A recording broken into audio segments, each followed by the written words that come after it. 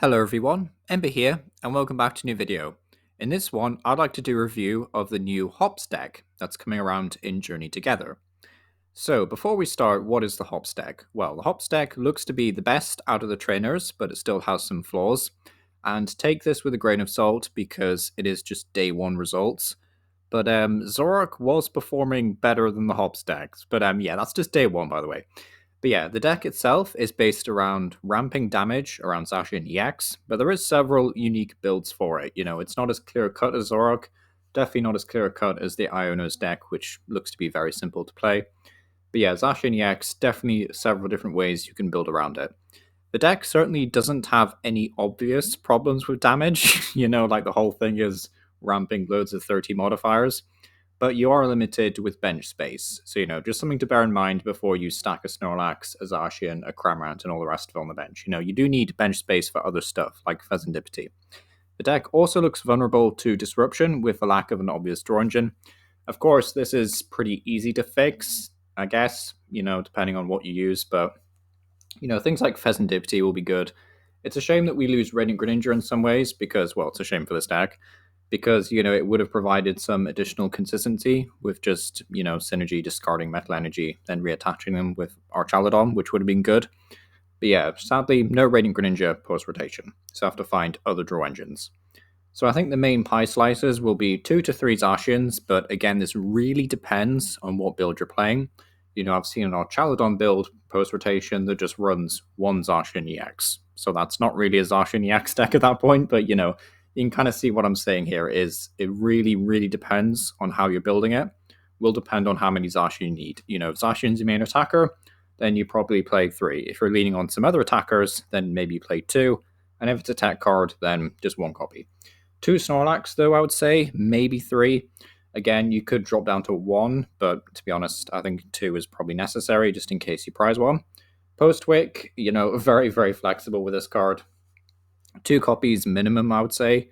But 3 copies or 4 copies is understandable, but it does, I think, depend on how much play other stadiums start to see play, because, of course, like post-rotation, we don't have Lost Vacuum, but we do have a lot of other stadiums that are coming into relevancy. So, like, Lavencia looks to be pretty good, Ents Castle looks to be pretty good. So if they see a lot of play, along with things like Artisan, that regularly sees play anyway, then Postwick, having 3 or 4 copies of it could be pretty good. So yeah, Postwick is cool. Hops Choice Band, 3 copies, preferably 4 copies, I would say. Like, it's probably the best card in the deck, hands down, aside from maybe Cramorant, which isn't listed here, and we'll get onto that in a second. But yeah, Hops Choice Band, I do think is probably the best card in the deck, to be honest. So yeah, I would definitely run 4 copies. I know I'm not like reading out what any of these things do, but I'm going to assume that, people watching this video have already looked at these cards and kind of know the general idea, right? It's just stacking damage modifiers, pretty simple, easy to play. Close cleave, sniping, brave slash, trying to do one-hit KO moves. Fairly simple, right?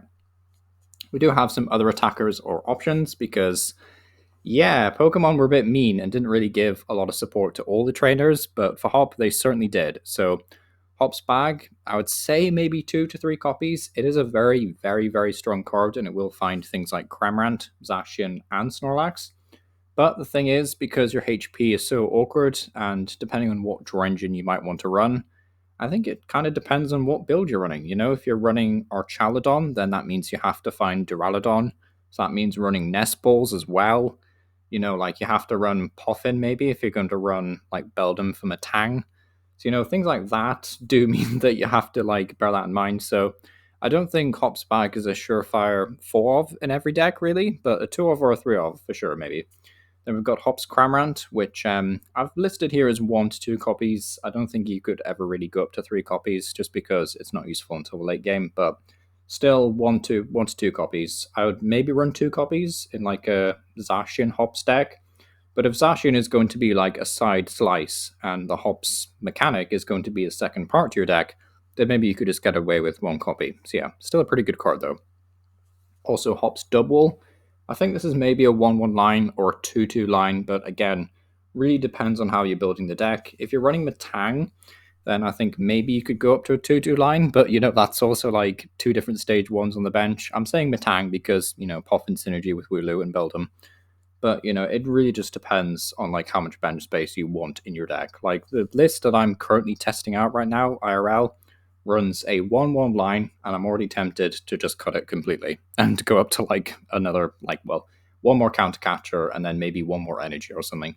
So yeah, Hops Double, it's a pretty good card. Like, don't get me wrong, it is good.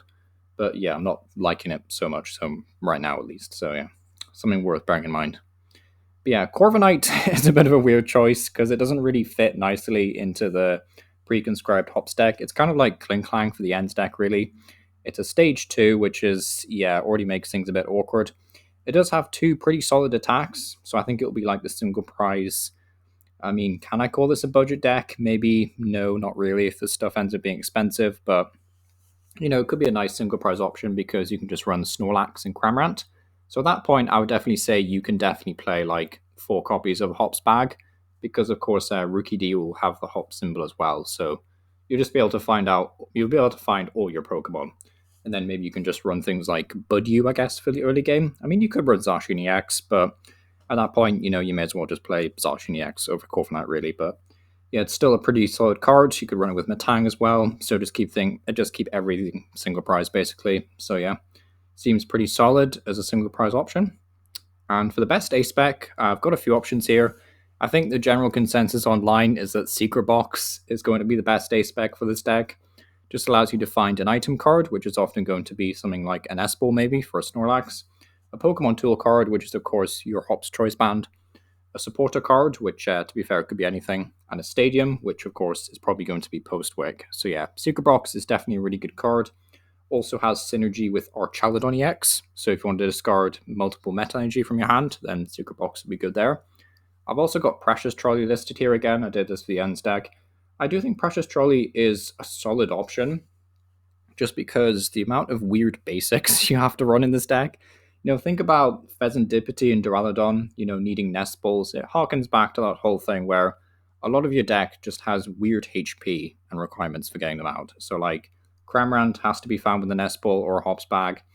Like, not double, but Wooloo needs a Puffin, Zacian needs a nest ball. It can get a bit weird, so Precious Trolley might be a solid option. And Ferrous Stamp, just because maybe some disruption post rotation would be quite nice. There's not as many draw engines, especially without Porpy Barrel. It's a bit sad. And Curlia. Prime Catcher, just because you often want to soften up attackers with Zacian EX, and then you can try and finish those weaker Pokemon with Prime Catcher. So, and also take easy prizes with Zacian and Cramorant. So yeah, Prime Catcher could be pretty good.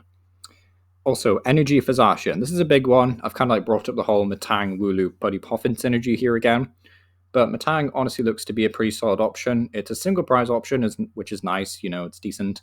It also won't get stuck in the active spot maybe as much as Archaladon, just because Matang's a one prizer, so your opponent won't look to KO it really, unless they've already taken a prize card and want to do the whole KO something in the early game for one prize, and then boss KO for another prize later on to kind of match up to KOing an EX, if that makes sense.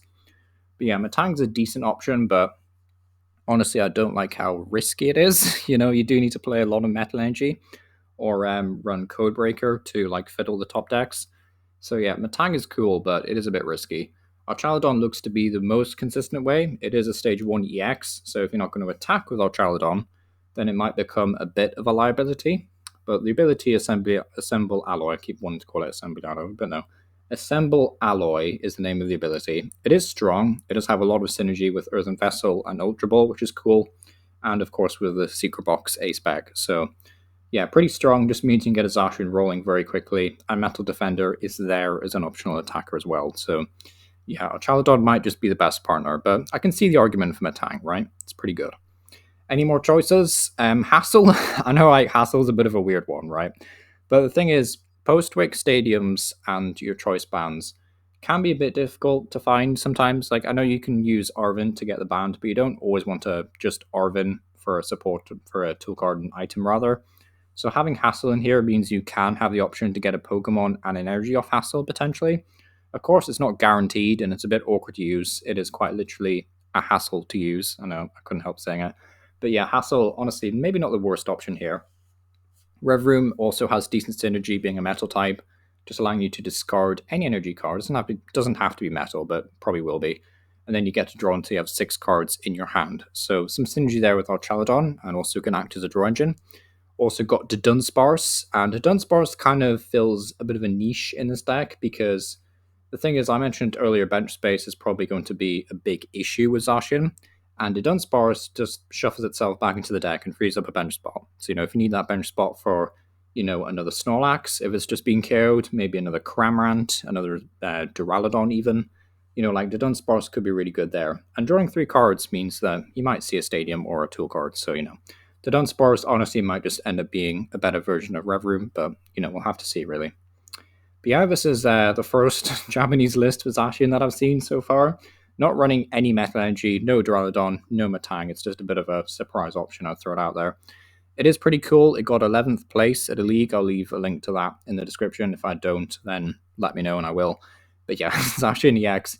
Honestly, this looks kind of fun. It's definitely more of like a spread deck because that's like the only thing you can realistically do with this list is just spread damage and, stack up some more damage counters with Monkey Dory, which is kind of cool. You've also got Dusclops to help with prize manipulation, and that can also set you up quite nicely to use Cramorant, which is cool. Also got Blood Moon Ursulone as a late game attacker, and Latias Aecs for some free retreat, which is cool.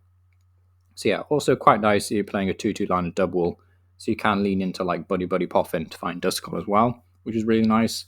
Overall, a fairly solid list, running the full belt and full poster wick, so if you want to try this list out, you will need a lot of cards that are pretty relevant to standard currently, like Dusclops is a bit harder to get a hold of, Monkey Dory is playable, Pheasantipity and Blood Moon Latias, they don't need any introductions, yeah, they're very good cards, so maybe not the easiest deck to build if you're a beginner, but still a very solid list overall for sure.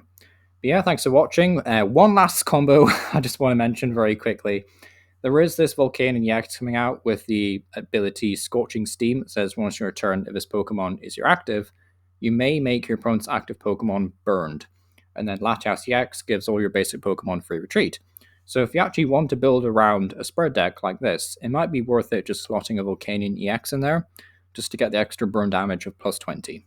Just a thought. It might not be the best option, but it is plus 20 damage effectively. So just another modifier to consider. But yeah, thanks for watching. It's been Power. Let me know what you think about the Hops deck down below. And yeah, thank you for watching.